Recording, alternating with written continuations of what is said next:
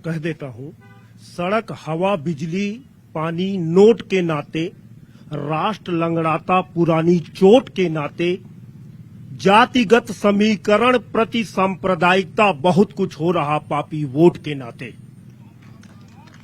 सच्चाई ये है, जातिगत समीकरण ही है। लेकिन मैं इस पूरे लोकसभा को प्रदेश स्तर से लेकर बिलासपुर स्तर पर जब आता हूं, मैं एक राष्ट्र का इकाई हूं, पत्रकार हूं, समस्याओं को सामने लाता हूं। बिलासपुर की बड़ी समस्या है। हमारे बिलासपुर के लोग उतने ही सीधे हैं जितने ये सामने लोग बैठे हुए हैं। इसमें एक संघर्ष करने वाला नेता भी है, निर्दलीय भी है, उन्होंने बहुत लड़ाइयां लड़ी हैं। यहां मुद्दों की कमी नहीं है, यहां बड़ी समस्या है, आवाज नहीं उठता, और जब आवाज उठता है तो दीवार तोड़ के ले लिया जाता है। ये एजुकेशन हब है, लेकिन एजुकेशन के नाम पर सब स्कैटर्ड है। आईआईएम रायपुर में है, आईआईटी रायपुर में है, एम्स रायपुर में है। बिलासपुर को क्या है तो पता चलता है, बिलासपुर जब संघर्ष करता है तभी मिलता है। जातिगत समीकरण या सांप्रदायिक समीकरण कोई सा भी हो, लेकिन बिलासपुर की जनता से मैं निवेदन करता हूं, अपने मुद्दे को रखिए, प्रश्न पूछिए। जो आपके सामने प्रत्याशी हाथ जोड़कर आता है उससे बोलिए, तुम्हारा क्या विजन है, हम अपना विजन बनाते हैं। अमेरिकी सिस्टम पर चलिए, भैया ये 5 साल में मैं करूंगा, और 5 साल बाद 4 साल में करूंगा, 4 साल बाद आऊंगा, अगर मेरा काम ठीक है तो आप हमको वोट देना, नहीं ठीक है मत देना। बिलासपुर की जनता से मेरा निवेदन है, अपनी बात को रखिए, प्रत्याशियों को दीजिए। ये मेरा सवाल है, आपका विजन क्या है? ठीक है, बिलासपुर की जनता क्या कहना चाहती है? देखिए मैम, बिलासपुर का जो इतिहास जैसे बताया मिश्रा जी ने, कि यहाँ तो सब कुछ संघर्ष से मिला है। मैं तो, मेरा सवाल दोनों पार्टियों से है।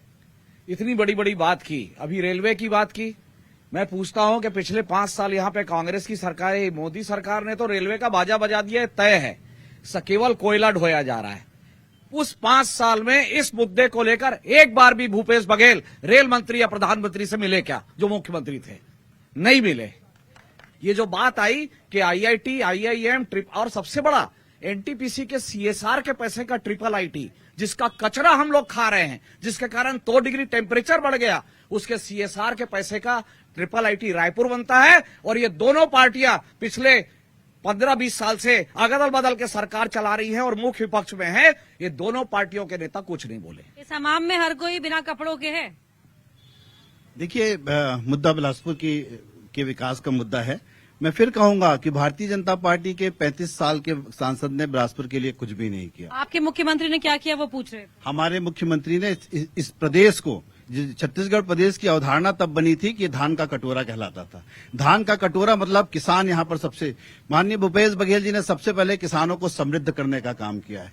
उन्होंने किसानों को क्या 10,000 करोड़ का कर्जा माफ किया। उन्होंने किसानों को, पूरे देश में सबसे ज्यादा धान की कीमत अगर 2640 रुपए मिलती थी तो छत्तीसगढ़ के किसानों को मिलती थी।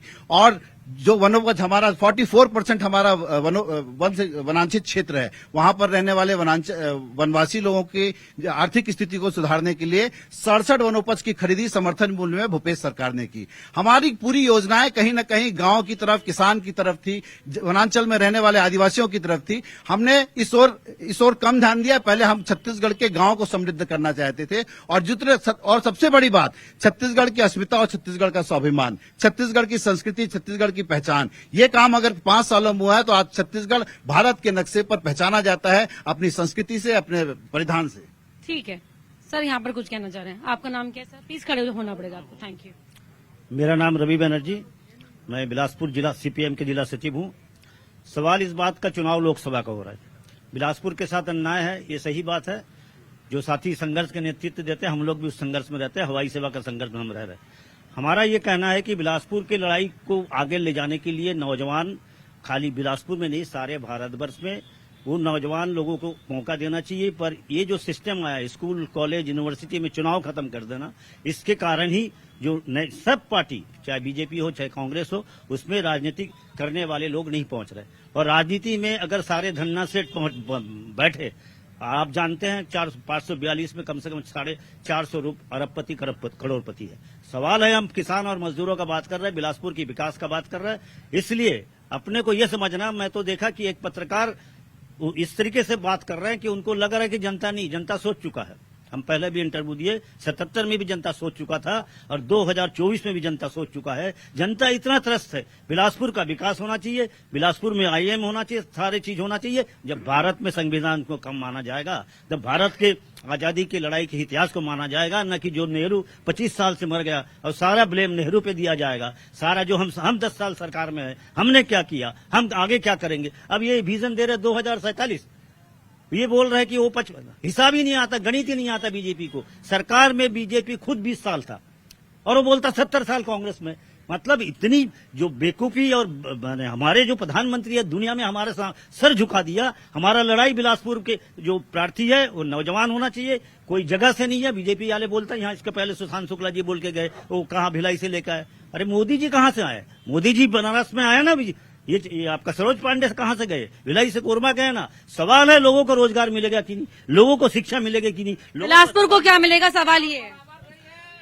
मेरा भारतीय जनता पार्टी अजय शर्मा जी से मेरा सवाल है कि भारतीय जनता पार्टी कहते हैं कि 400 के पार, और उनके सांसद जो है प्रज्वल रवन्ना जी 400 महिलाओं के साथ में दुराचार करते हुए पकड़े गए हैं और वो जर्मनी भाग गए हैं। तो क्या आपका 400 पार यही नारा था कि 400 महिलाओं के साथ में दुराचार करने का नारा था क्या? बिल्कुल ऐसा नहीं है। किसी व्यक्तिगत रूप से कोई व्यभिचार करता है या कोई गलत काम करता है तो उसके लिए पार्टी ने कार्रवाई की है, ये हमारा नारा नहीं है। हम तो जनता के विश्वास पर 400 पार का नारा दे रहे हैं और निश्चित तौर पर 400 पार करेंगे। जहां तक आपके सवाल का उत्तर मैं दे चुका हूं कि कोई भी व्यक्ति अगर हमारे पार्टी 400 पार के नारे पर आप अभी भी टिके हुए हैं? बिल्कुल 400 पार के नारे में इसलिए टिके हुए हैं कि केंद्र सरकार ने भारत देश में जो तरक्की की है वो स्थानीय लेवल पर यहाँ खड़े होकर देखें कि बिलासपुर के लिए क्या हुआ। जैसे माननीय श्रीवास्तव जी ने कहा, तो यहाँ पर विश्वविद्यालय और एजुकेशन हब, यहाँ पर 4 से 5 विश्वविद्यालय हैं। दूसरी बात देखिए, ये सेंट्रल नहीं बनाया है, सेंट्रल की सरकार ने नहीं हमने है, यहाँ कमी नहीं है, यहाँ ठीक है, आप कह रहे कभी नहीं। आऊंगी लौटूंगी सर। एक सवाल ले लेती हूँ यहाँ जनता से जी।